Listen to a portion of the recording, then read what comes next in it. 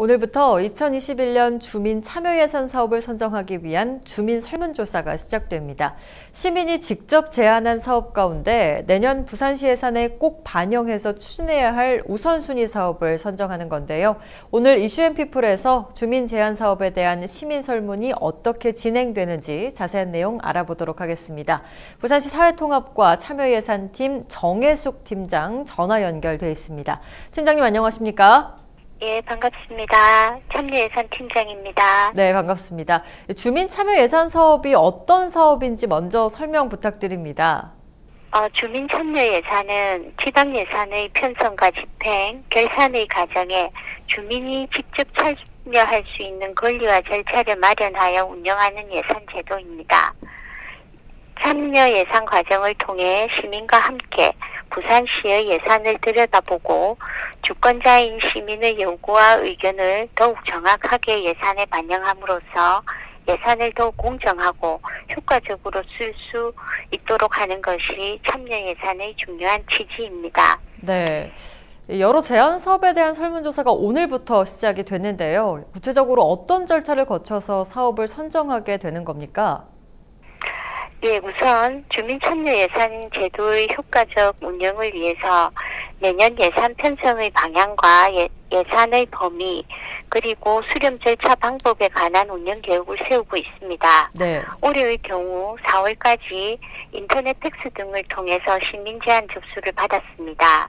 이렇게 모인 시민 제안에 대해 사업부서의 검토 과정을 통해 사업의 타당성을 검토하였으며 시민들로 구성된 주민참여예산위원회 7개 분과위원회와 운영위원회를 거쳐 146개의 적합 사업을 선정하였습니다. 네.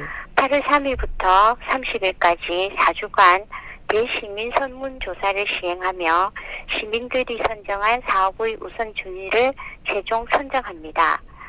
하반기에는 내년도 예산을 우선순위에 따라 배정하고 시의회 예산 심의를 거쳐 예산을 확정하게 됩니다.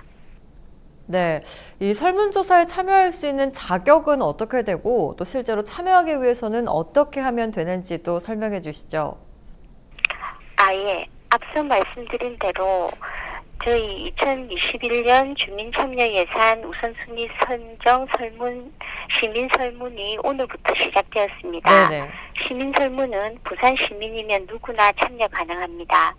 부산광역시 주민참여 홈페이지 메인 화면 시민설문 배너를 통해 접속하셔서 시민 여러분이 생각하시는 2021년 부산시에서 꼭 추진해야 될 시정참여형 2개 사업, 지역 참여형 10개 사업을 선정해 주시면 됩니다. 네. 참여자 이벤트도 준비되어 있으니 시민 여러분의 많은 참여 부탁드립니다.